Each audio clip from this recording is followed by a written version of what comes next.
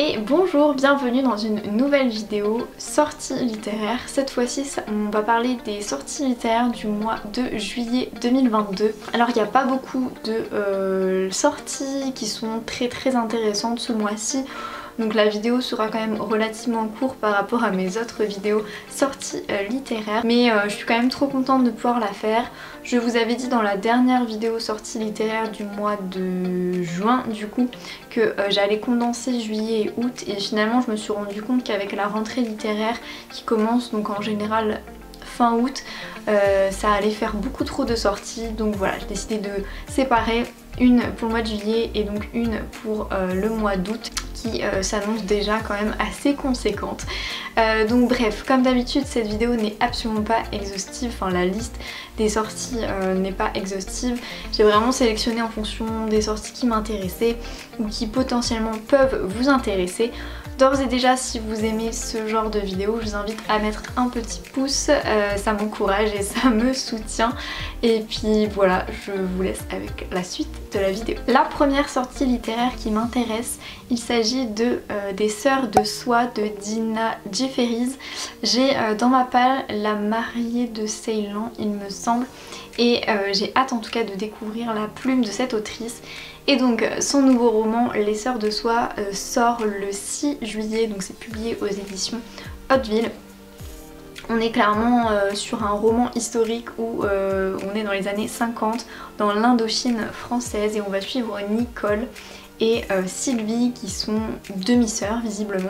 Sylvie va hériter de l'entreprise familiale de soie et Nicole se voit confier la petite boutique de soie abandonnée dans le quartier vietnamien de Hanoï qui regorge de rebelles militants. Nicole prend alors conscience de la corruption du régime colonial et l'implication de sa propre famille la choque profondément. Déchirée entre ces deux mondes, Nicole devra trouver sa voie sans savoir à qui elle peut se confier. Un nouveau récit captivant et inoubliable. Ça a l'air plutôt intéressant, donc comme je vous ai dit, j'ai La Mariée de Ceylan dans ma palle et je pense que Dina Jefferies c'est vraiment une autrice un peu best-seller qui publie les éditions Hauteville chaque année, donc voilà, pourquoi pas. Et donc le précédent roman de Dina Jefferies, à savoir Une comtesse en Toscane, est sorti le 6, enfin non, on va sortir, on est aujourd'hui le 6 il me semble, en poche. Ce livre me tentait beaucoup, donc publié chez Hauteville Poche. Il me tentait beaucoup parce qu'en fait on est en plein pendant la Seconde Guerre mondiale dans un petit village en Toscane donc. Et donc on est quand même sur une sorte de fresque romanesque, historique, enfin bref, tout ce que j'aime. Donc clairement ça me tente tellement ce roman là, donc je suis trop contente qu'il sorte en poche, oui, parce que enfin je vais pouvoir me le procurer. Le prochain roman qui me tente beaucoup et je pense que clairement pour l'été c'est le feel good parfait, il sort le 7 juillet aux éditions L'Archipel. Il s'agit de C'est arrivé un été de Tessa Bailey, j'imagine que ça se prononce comme ça, et on est sur une comédie romantique de l'été, une romance sexy, des dialogues qui font mouche. Tessa Bailey est au sommet de son art. On est en fait à Los Angeles où on suit Piper qui a la réputation d'être une enfant gâtée visiblement. Elle fait le bonheur des paparazzis qui couvrent les soirées de la jet set jusqu'au jour où lors d'une rooftop party arrosée, elle dépasse complètement les bornes.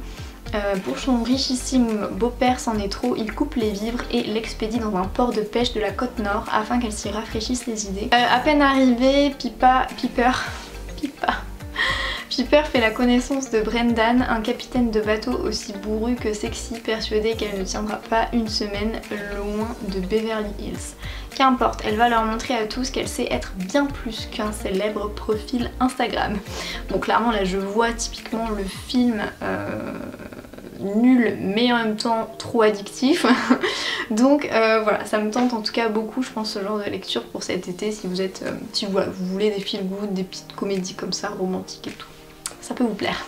Alors pour le prochain, la prochaine parution, on sort complètement du registre comédie romantique et on va sur du thriller.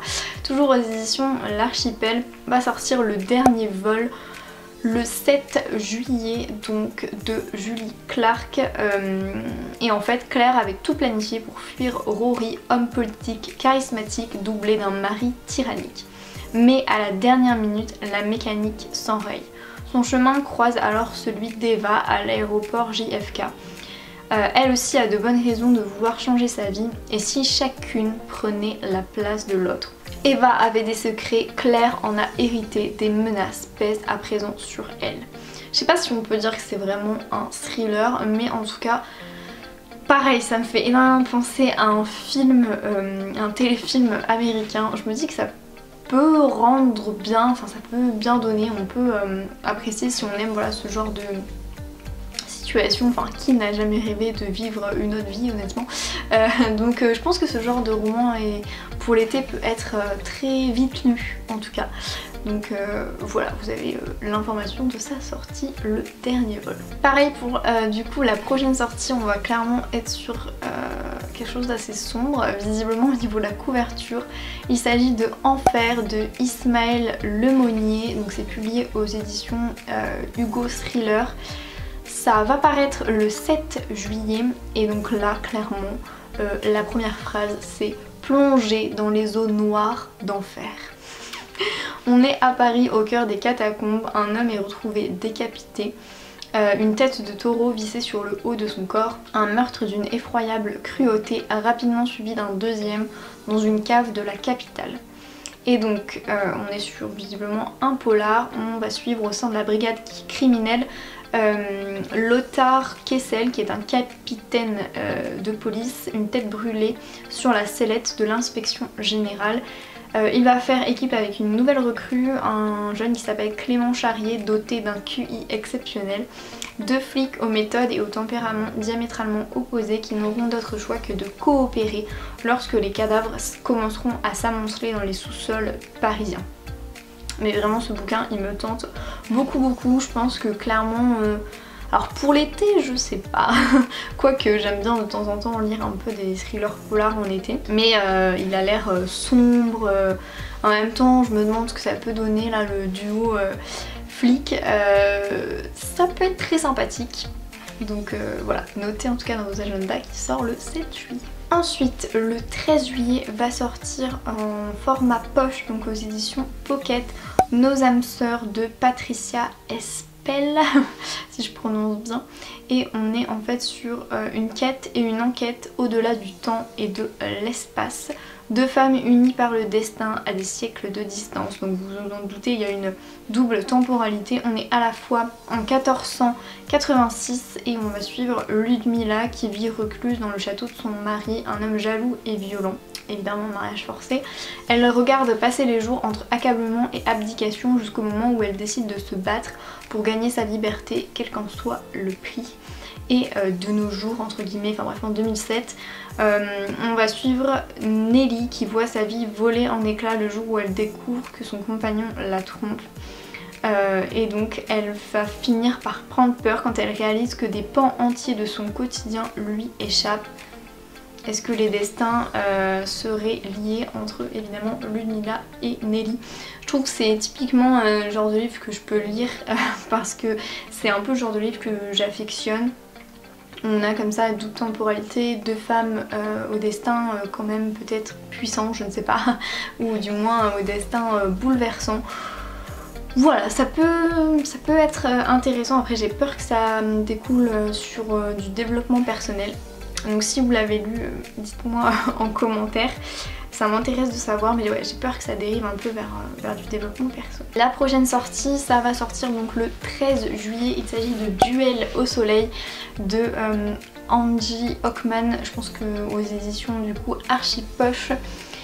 Donc en format poche, et je pense que là clairement c'est pareil, une lecture parfaite pour l'été au vu de la couverture. On est sur, je vous dis les trois premiers mots, amour, compétition, plage et cocotier, une croisière qui pourrait bien tout changer. Bref, je trouve que typiquement c'est le genre de feel good que je peux apprécier.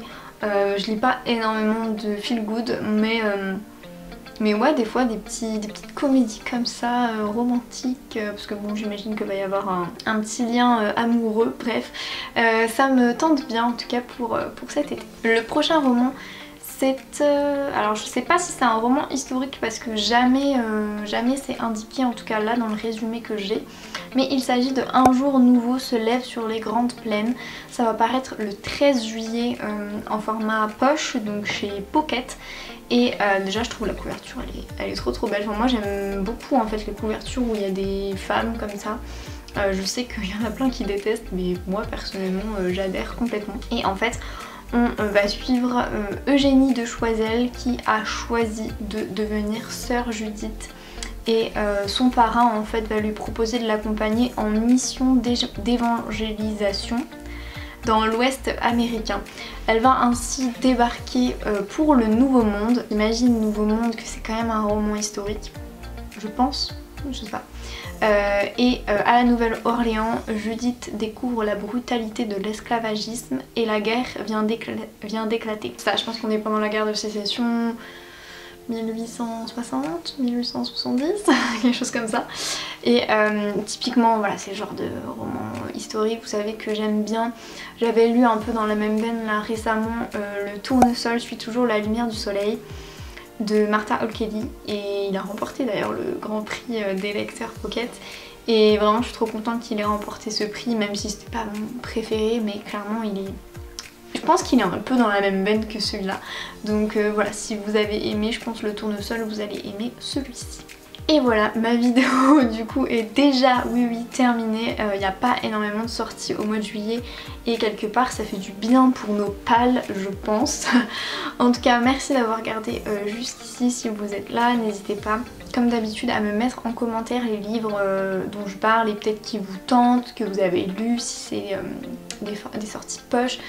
Si vous me conseillez aussi peut-être des lectures pour cet été un peu feel good, doudou, etc. En tout cas ça m'intéresse de savoir tout ça. Moi je vous fais plein de bisous, puis je vous retrouve du coup ce samedi en vlog pour du coup vous parler de plein de lectures que j'ai terminées et tout ça et bien d'autres, je pense, bien d'autres sujets. Voilà, je vous fais plein de bisous, puis moi je vous dis à dans une prochaine vidéo. Bye bye.